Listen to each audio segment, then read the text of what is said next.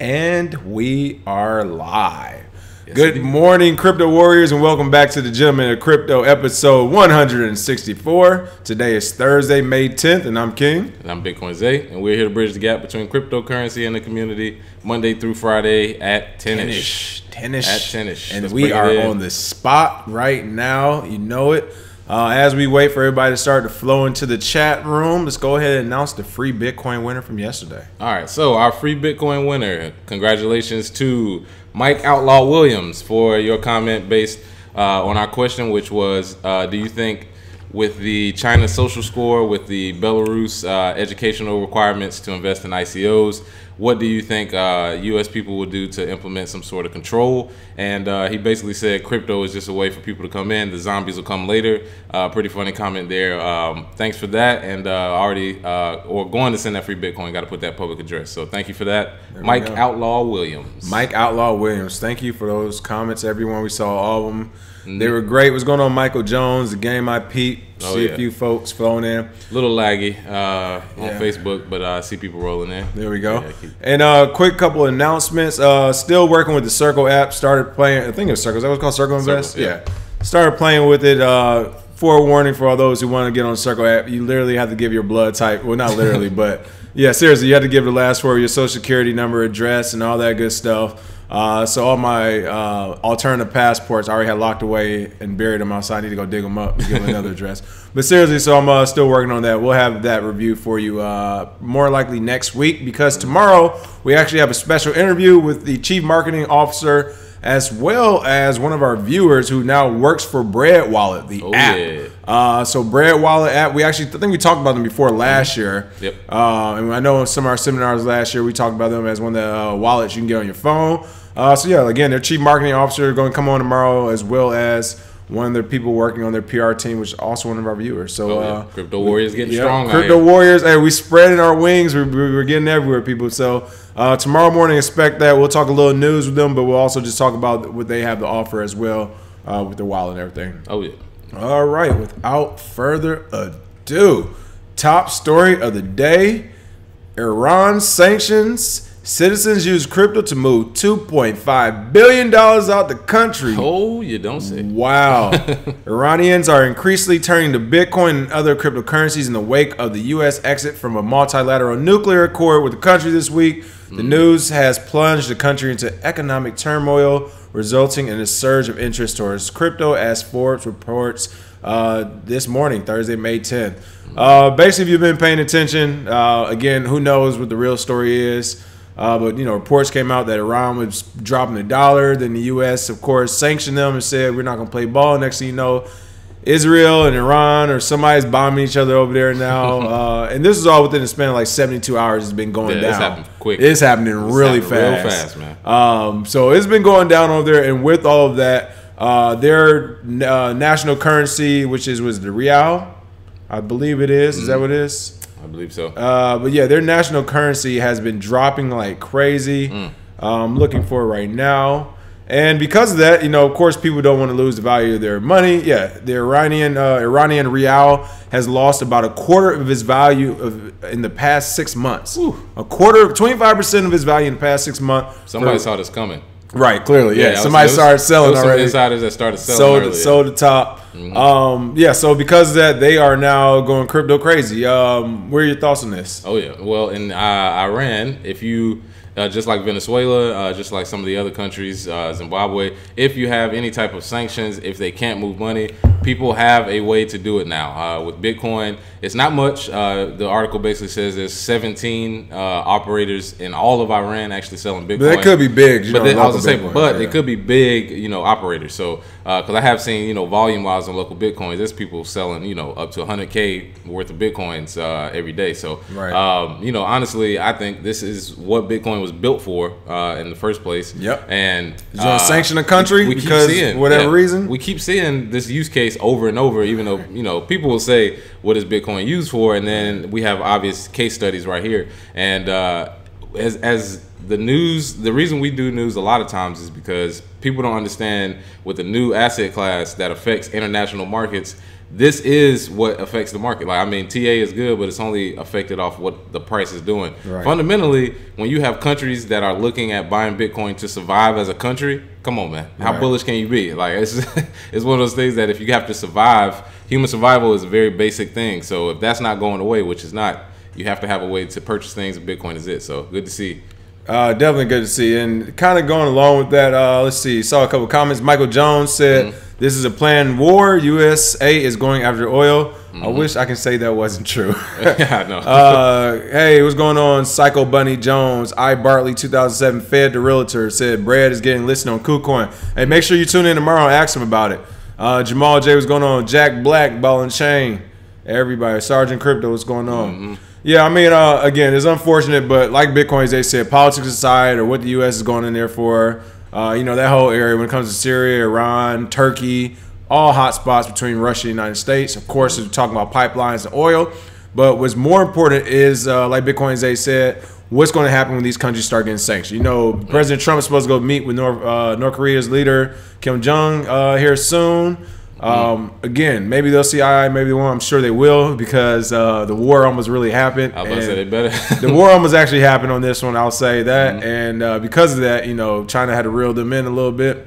But the fact is, yeah, if the U.S. continues, hey, we're going to sanction North Korea, we're going to sanction Iran, we're going to sanction this, we're going to sanction Venezuela, then yeah, people will turn to crypto because it's clearly working. And again, as you always say, these are just use cases for large scale. For people to use. And then even on a micro level, if you're within a country and you're a group of people that other people don't like, if they cut off your funding, then what happens then? Oh, well, we could just use crypto now. So, and we're seeing that with some groups in the U.S., of course. So, and of course, for investors, that means mainstream adoption or widespread adoption at the very least. So, of course, you know, when we talk about the business end of it, or the, you know, the investment part of it, that's why you just need to hold on to it. You know, all this day-to-day stuff, the FUD, none of this matters, because once a country big enough gets sanctioned, or once a country big enough currency or financial system or sector goes down, like the U.S. in 2008, those bailouts, once that happens again to a big enough country, we do, you know, firmly believe the price of crypto will reflect that in a positive way.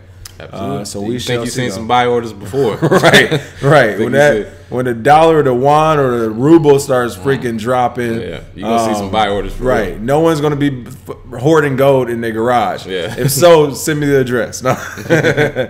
All right. Bank of America CTO calls Bitcoin troubling and reconfirms credit card purchase ban. I'm sure you do. As they always say, the pot is calling the kettle black, people. Bank of America, I mean, we can't say enough negative things about them. You know, it came out. Their CTO, Kathy Besant, came out saying that, oh, there we go. He's getting a subscriber. Marlo, thanks for subscribing. Bank of America CTO, Kathy Besant, came out, said cryptocurrencies are, quote, designed to not be transparent, and thus hinder banks' attempts to, quote unquote, catch bad guys. She said, as a payment system, I think it's troubling because the foundation of the banking system is on the transparency between the sender and the receiver, and cryptocurrency is designed to be nothing of the sort. In fact, it's designed to be not transparent. She chose the program.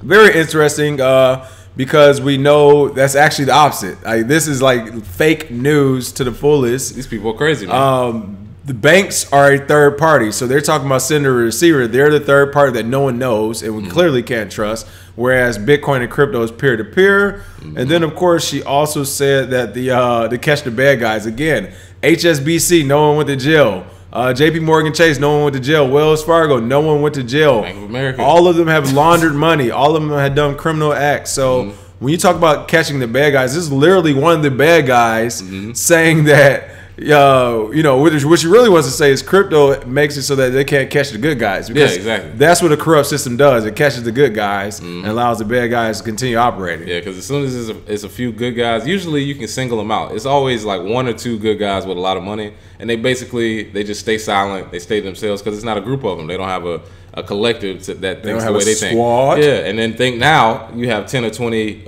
billionaires from crypto that'll come in, you know, in the next couple of years, and they're basically on the same, you know, mindset. Like, yeah, we got to get rid of these banks because, you know, what use do we have for them anymore? Plus business competition, they'll try and get them out of here anyway. So honestly, once I mean, they're already waking up to see that their business model is outdated, you know, Bank of America. Right. But when they look at cryptocurrency, of course, we get these statements, and they don't make any sense because the people saying it don't know what they're talking about. So, and they're criminals. Yeah. I mean, this is the same Bank of America, you know, Bank of America, JP Morgan Chase, and a few of them had to put on their report their filings. I forgot which filings are called, but their filings to the SEC. No. Yeah, the filings to the SEC, I believe, was early this year, or late last year.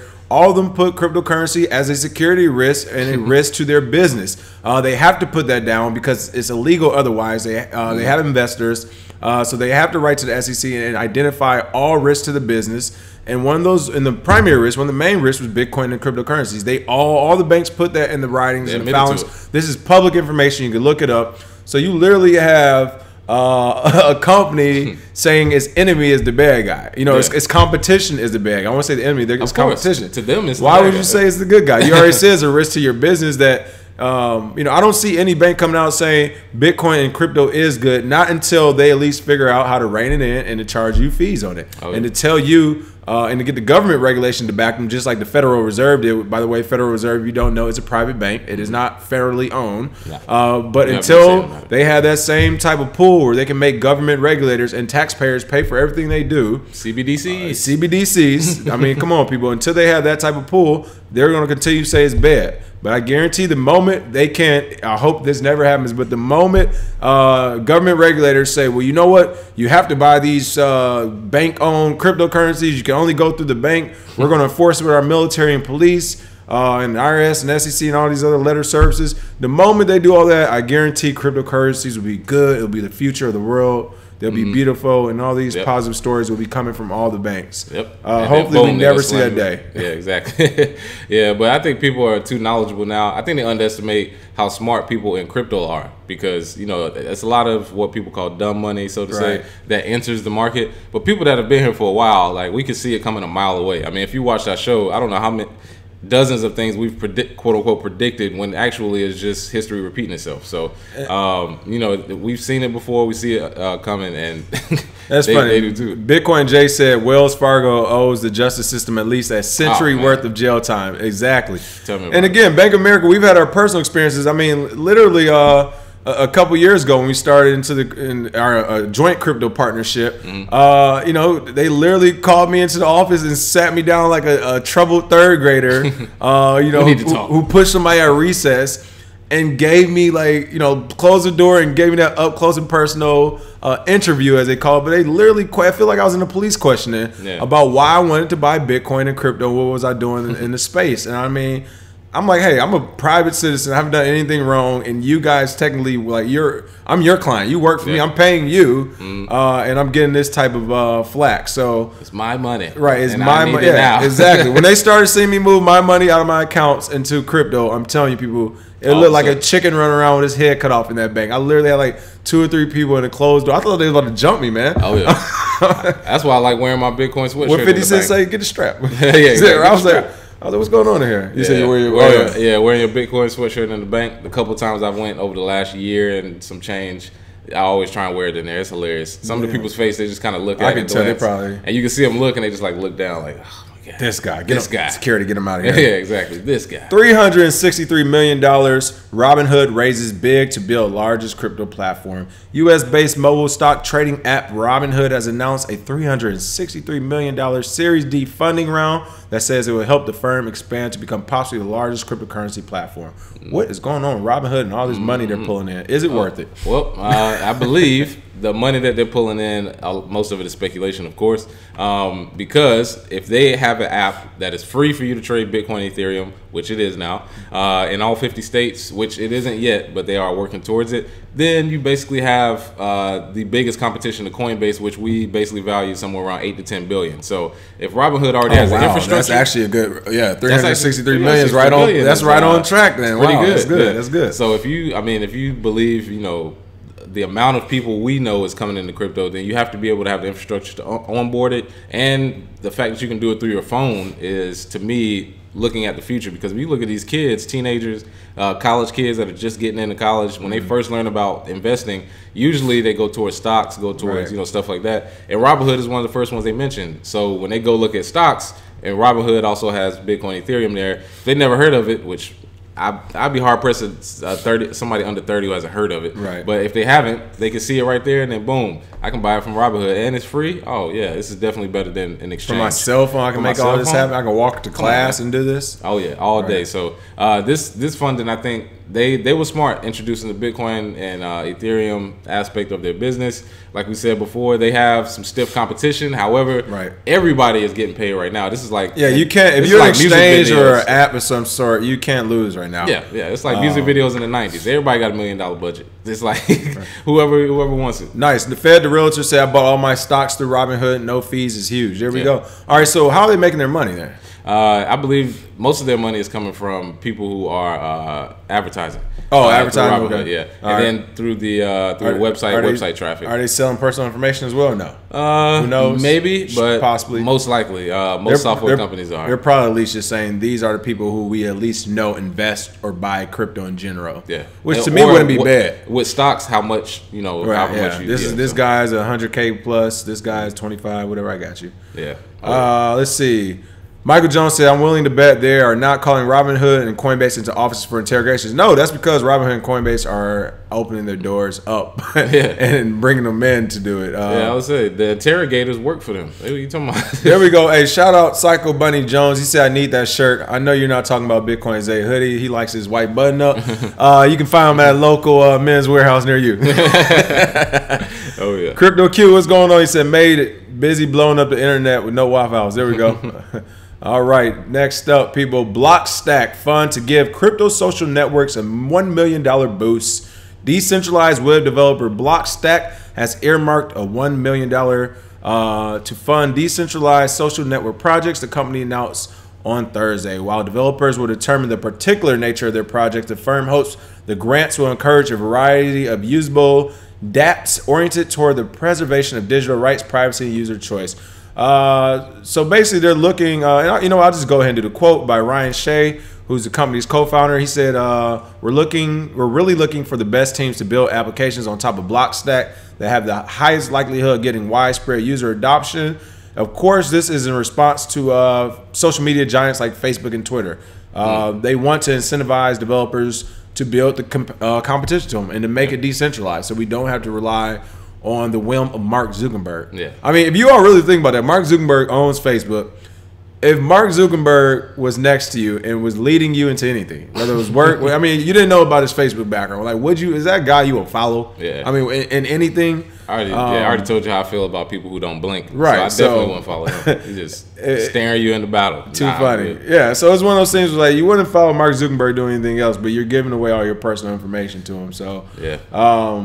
Good. I mean, hey, I'm glad to see this grants happening. Hopefully, all it takes is that one project. Yeah, and I mean, most people who have anything bad to say about dApps, about how they're not ready to be, infrastructure-wise, enough people to onboard it, enough people to use it. One of the places where dApps will actually make a big impact, I think, is social media, because it's so widespread. Everybody uses it now. It's not going away.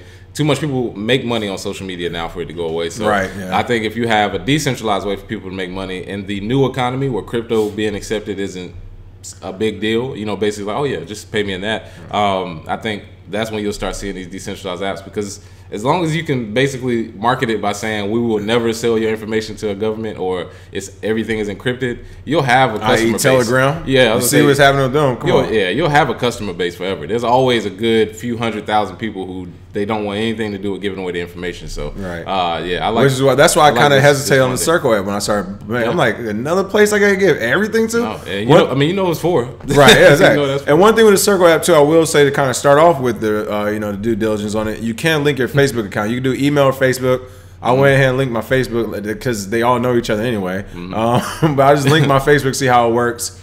And again, it's one of those things where it kind of worries me, because it's like, all right, so if my Facebook gets hacked, all of a sudden they have information to my Circle account that has information to my crypto investments on my phone. Yeah. So again, haven't done all the reading, terms of service, due diligence, but just first view, first thoughts. That's what I'm thinking already, which is why I started hesitating. Like, here we go. Information. I'm tired of giving people my Social Security. Yeah. What's going on, Ramo? Tessa in the house. There we go. She said she got a few minutes for a meeting.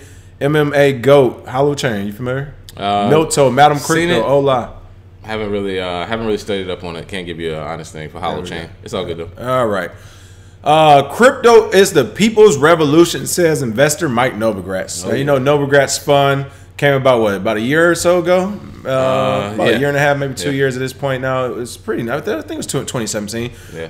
Mike Novogratz, you know, we kind of talking about him earlier. If you don't know his background, he was a huge Wall Street hedge fund manager. He took a deathly blow on Wall Street where he lost a lot of money, exited stage left. However, when he exited stage left, he found out about crypto, reinvented himself through crypto, and now he is like one of the crypto billionaires in the space or whatever. Yeah. But in general, to have somebody who's been on Wall Street, who's now on the crypto side, not by choice, you know, I will say that it was by force initially, but, you know, he's definitely like into the role. He's found his niche. He's found his niche. It's good to see some of the comments he's making because this is literally a giant in the, you know, traditional financial space. Even if he lost a lot of money, he was once, you know, it's kind of like a Derrick Rose, you know, was MVP of the NBA and all that stuff, kept getting hurt. You know, now he's kind of in and out. To me, that's kind of how he was. He was one of the MVPs in Wall Street. Something happened.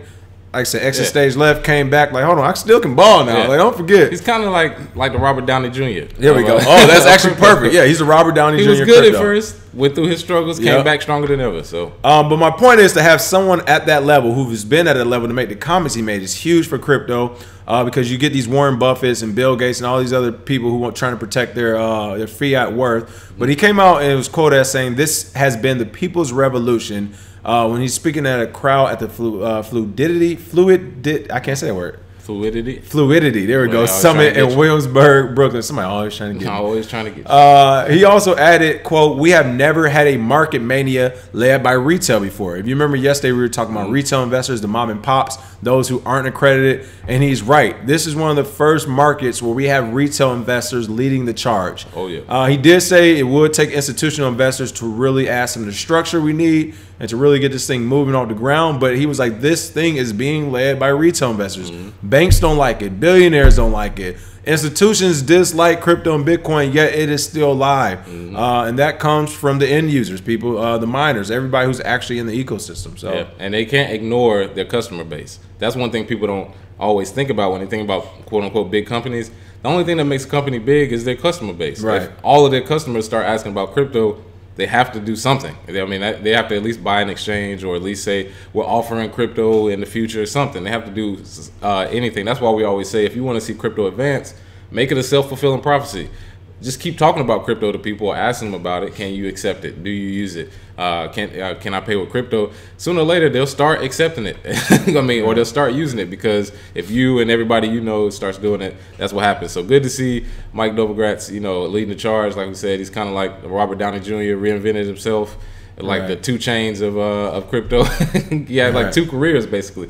So good to see there from Novogratz. I'm sure he'll be one of the billionaires we talk about in the future. Right. I mean, and again, this is one of Wall Street's own. Again, it might have been ousted, but you know he's on their level and he's saying, "No, people, this is the future." Oh yeah. So let's check out a couple of quick comments. I saw a couple of comments I wanted to point out. Let's see. Funny, Canadian crypto said Mark Zuckerberg is the mark of the beast the Bible talks about. Oh man. Oh my God. He don't blink. I will tell you that. Bob Zebra. We'll look into it. It looks like kind of a shill, so I'm hoping it isn't. Haven't looked. No, we haven't looked at how. We can't. We haven't. It's so many. It's actually a lot of projects we haven't looked at. 10,000 projects. Yeah, I'm focused. I got my. We got the ones we already committed to. I got ones that I got alerts for if it drops a little. I mean, but man, come on. Yeah, it's just too many right now. Yeah, it was the good old days where you can check everything out. And here we go. Tyler White just checked in. Just to let you know, Tyler White is working with Bread Wallet as one of their PR reps over there. Again, people, tune in live tomorrow. We will be talking to Bread Wallet's chief marketing officer. I believe Tyler will be on the call as well. Download it. Yeah, and they'll tell you all about Bread Wallet, what they have to offer. Of course, you know we're going to be unbiased. We got some good questions. We're going to ask them mainly around competition in the market. So we'll definitely check that out. Hope you all can join us tomorrow for that. For the free Bitcoin today, what are we doing? Oh, yeah. So for the free Bitcoin, continuing with the Iran sanctions, which country do you think will get sanctioned or will get their economy pushed back to the point where they have to use Bitcoin? Let us know. Put your public address, and we'll send that free Bitcoin. Yeah, tell us why. You know what's going on in the world. Because if you don't keep up with international news, of course you can watch us. We'll give it to you, but you should. At this point, it should be something you keep up with. So definitely let us know. As a freebie, I'm actually surprised Syria or Turkey hasn't done it yet. I was gonna say Turkey would probably be my next choice. Yeah, but Turkey was up there. Let us know. Give us your reasoning. You gotta give us a reason though. We're just saying stuff. You don't gotta use those. It could be a different one we haven't thought of. There's actually a few countries that could use it. Oh yeah. So and again, people tune in tomorrow. We will be here 10 o'clock on the dot. It won't be a 10-ish day though. You never know. No, we'll be here 10 o'clock on the dot again. We'll be with Brad Wallett's Chief Marketing Officer, as well as Tyler White, one of our own crypto warriors who now works for Brad Wallet. So he definitely set it up, and thanks to you, Tyler.